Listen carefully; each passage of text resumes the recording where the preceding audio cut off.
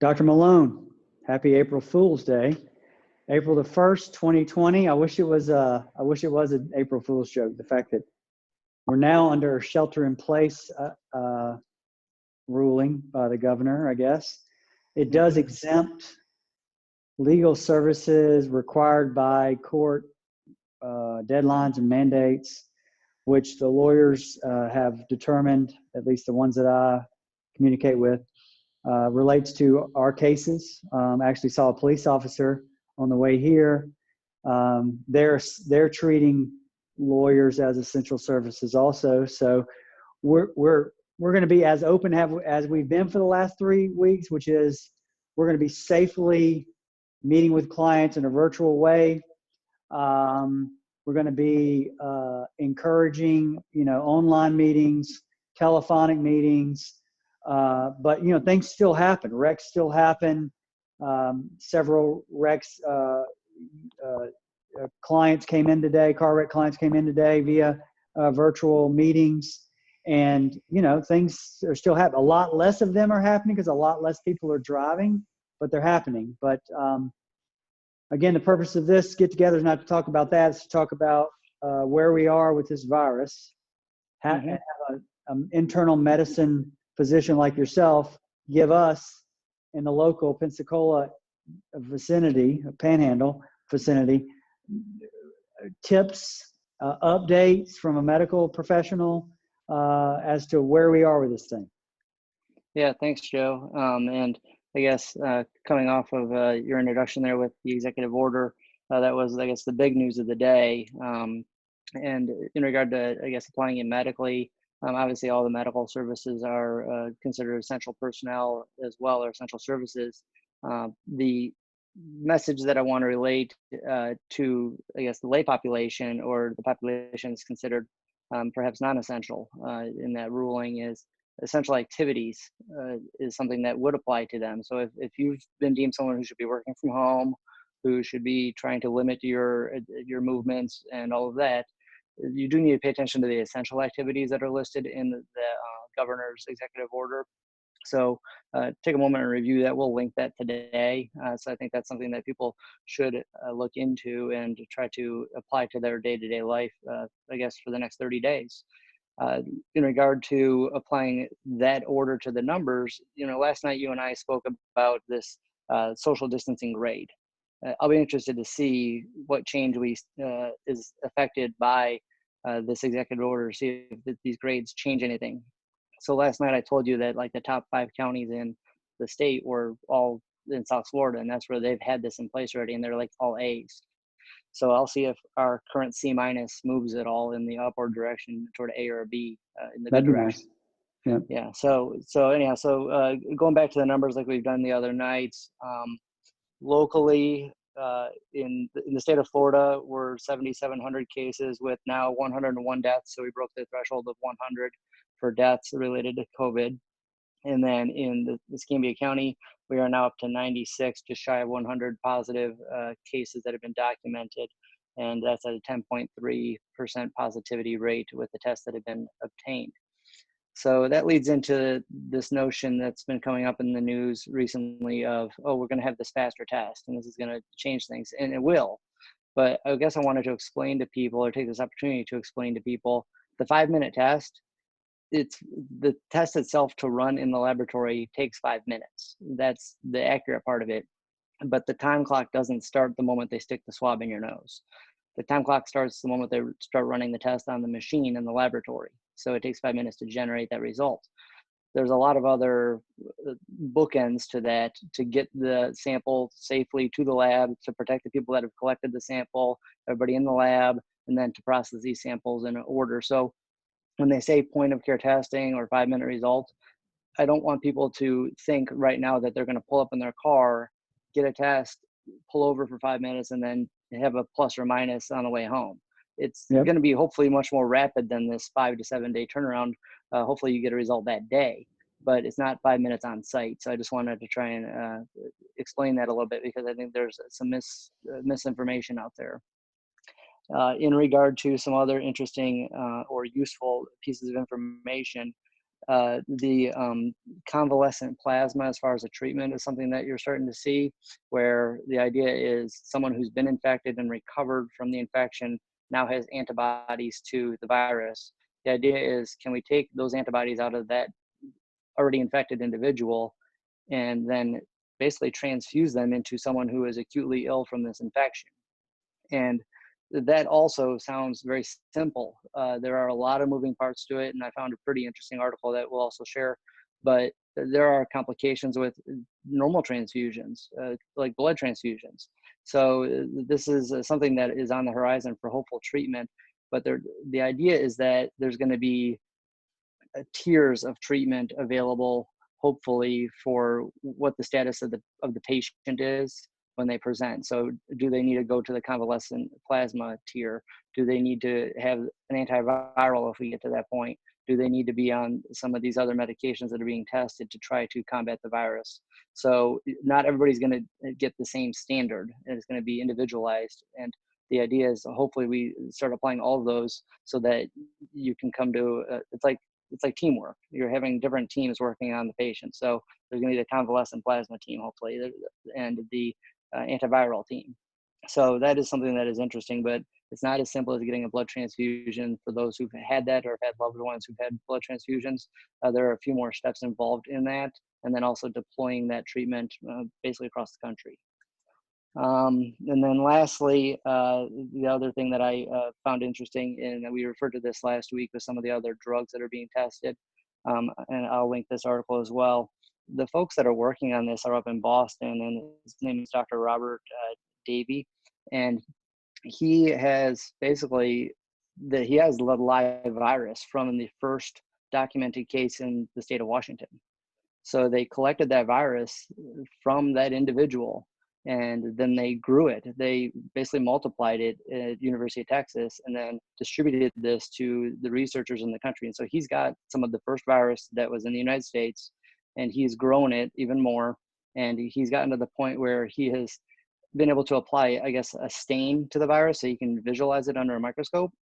And they'll take all these buckets of virus basically, and in each bucket, again, it's not a bucket, I'm just a container, they'll apply a drug and then see if that dye goes away. If the dye goes away, the drug worked.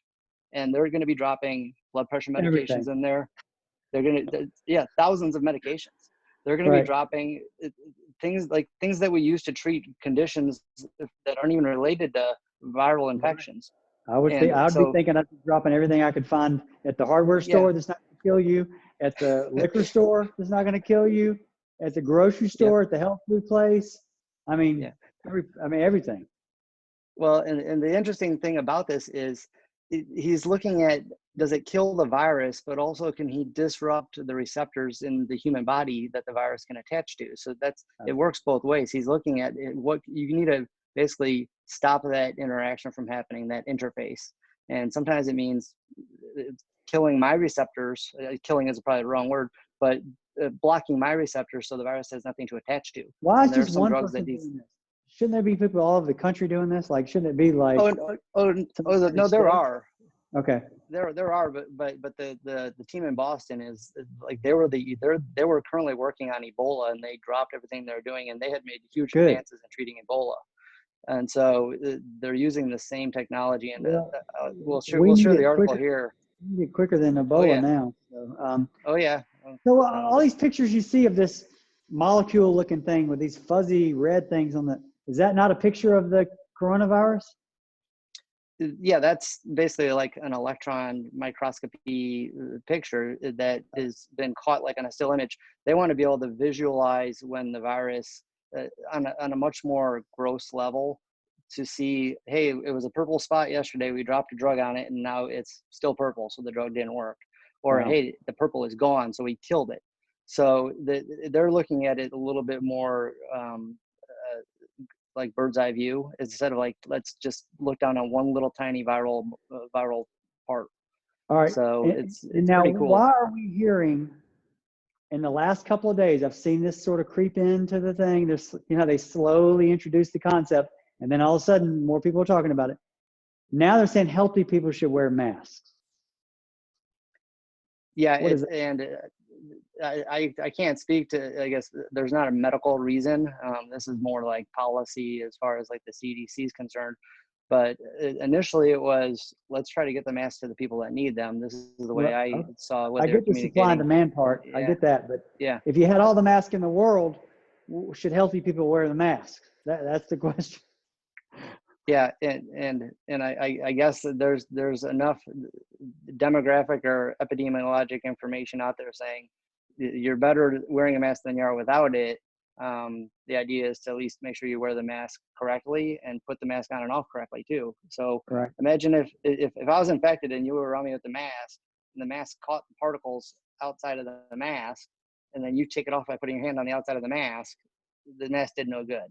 So I think part of it was also proper use and application of the mask actually to your face, on and off your face. Same with gloves.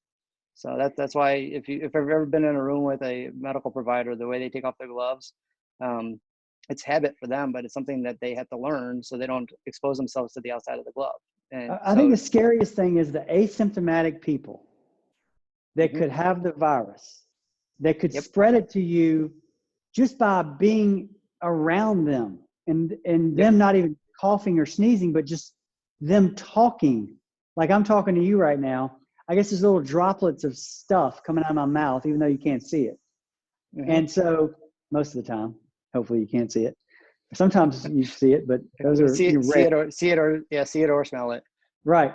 But that's the scary part to me is that, okay, wait a minute, I can just be talking to somebody and I don't see any spit or saliva come out of their mouth.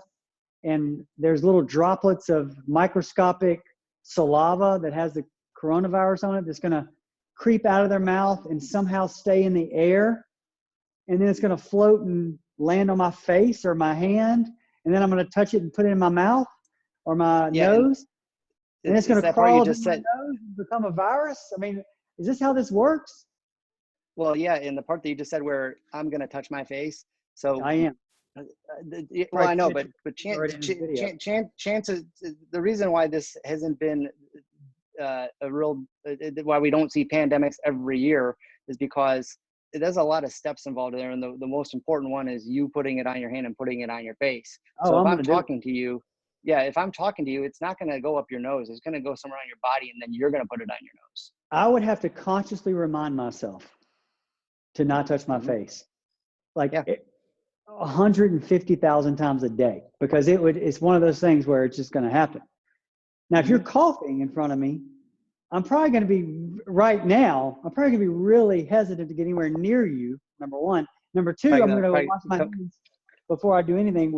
But if you and I are just talking and you don't have any symptoms, I'm probably not going to think about you having the virus. And that's the scary part of this, right? And the other tidbit of information I heard somewhere, and I don't remember where it was, I think there was a Spanish doctor talking about how they handle their staff. They make their staff take tests every 5 days. And they get the results back fairly quickly. It sounds like that same day. And that's a way for them to ensure that they're not passing the virus, amongst the healthcare workers. And I think catch a positive one early. Until we get a vaccine, I think that's probably what we're going to end up having to do is hopefully when they get a test, especially if it's a self-administered test that you like stick up your nose and stick in a test tube and it turns red like a pregnancy test or turns green if you're not, one of those kind of deals. Yeah. If it's one of those kind of deals, which y'all are laughing, but that's basically what we need. If we had one of those, a lot of people, I'd be testing everybody in the office. I'd be saying, see if it turns red, whatever. Take it to the bathroom if you want. Do whatever you need, but let's know whether you're positive or not, right? Yeah. And if I could test everybody coming in the door here, we could conduct business somewhat regularly. You could do that at restaurants, I guess, but until there's a vaccine, we could do that kind of thing. But at this point, we don't have anything like that. I'm hoping that we either get a vaccine or a treatment or a very good testing method. I hope we're working on all three of those things right now. I mean, I guess they are. Some. Well, and the closest parallel I can draw to what you're talking about is when a woman goes to an ER, before even any of this pandemic stuff, when a woman goes to ER, it doesn't matter what the woman says. They get a pregnancy test. Pregnant or not. Exactly. Yes.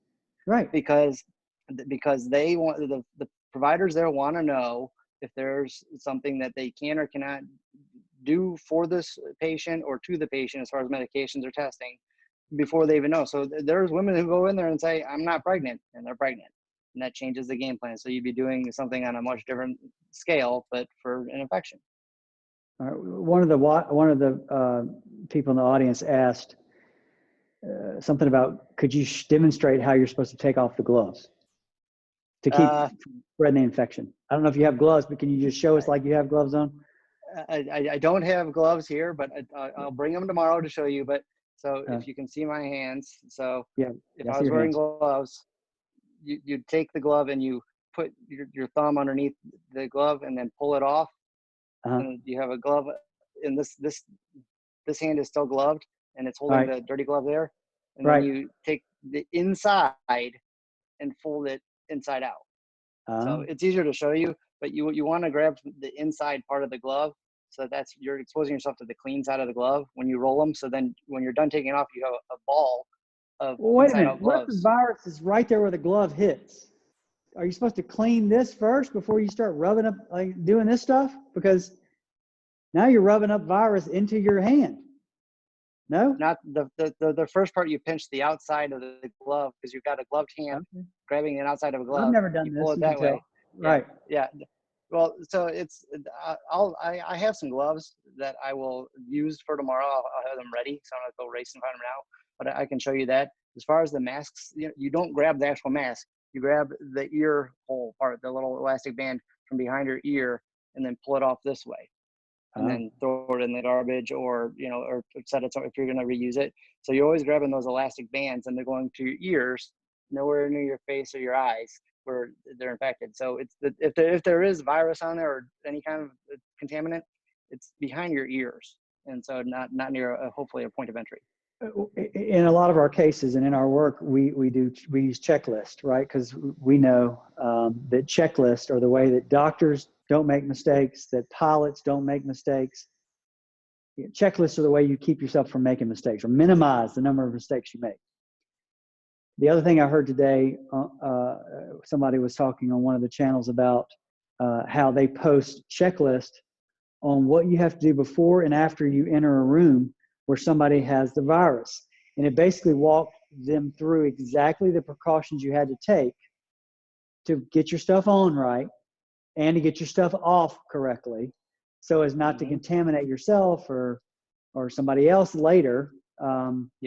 With the virus. And I thought that was a pretty good idea to use a checklist. And I'm not saying anybody in our audience has the need to do these checklists, but I think if you had somebody in your family that tested positive and you're trying to keep them in their room, you probably should post something on a door that not only alerts people as to what's going on, but all the steps you need to take if you're going to give that person something before you go open the door and hand them something, or if you're taking a tray from them and you're going to do something with it, what you need to do to make sure what you're taking out of their room doesn't spread the virus. Yep. And what you described, healthcare workers have been doing that as long as I can remember with other infections like the MRSA and the Clostridium difficile and tuberculosis patients in hospitals.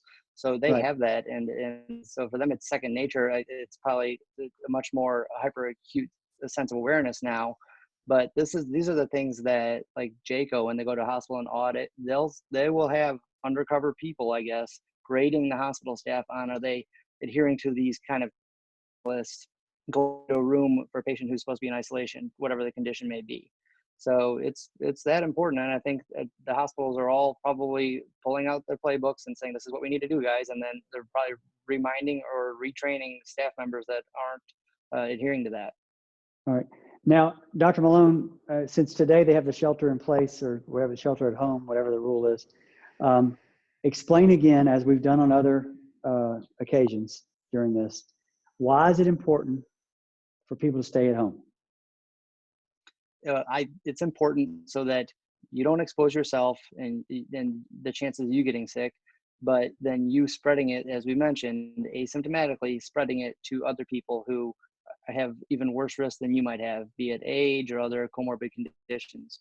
And the scary thing is that this thing is silent it's got a lag period in there that we're not used to having. And that lag period is the dangerous part.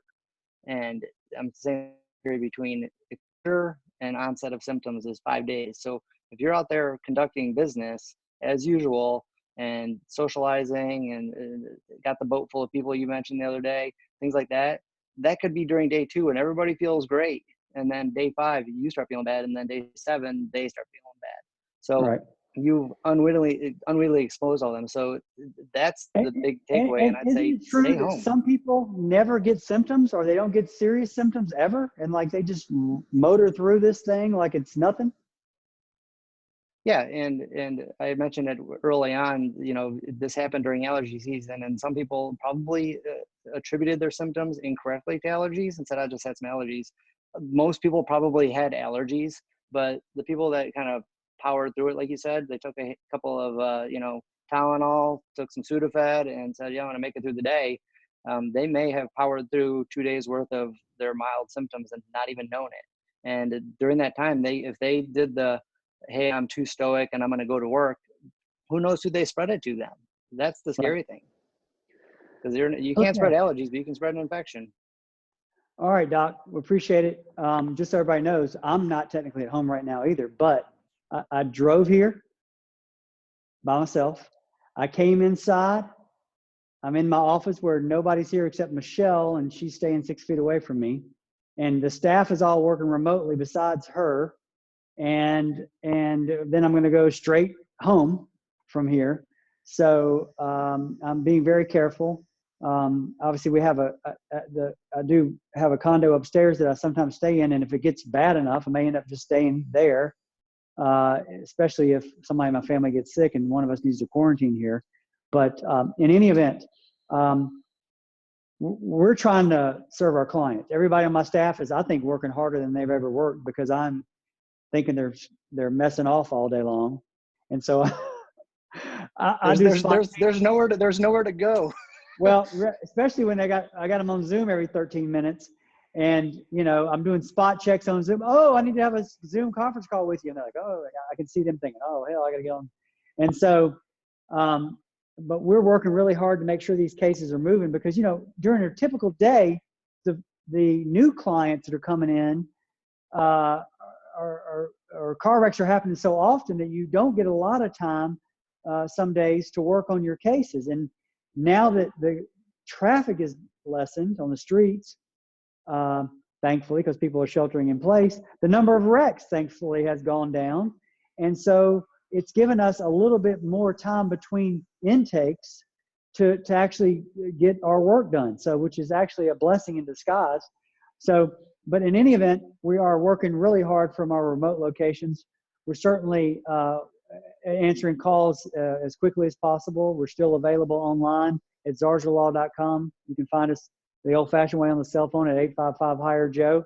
You can always email us at info@Zarzaur Law. And then if you want to talk to us about any of these issues that we've raised, you can post something on the Facebook page and we'll get back to you as soon as possible. And we will see you tomorrow, which is Thursday, right?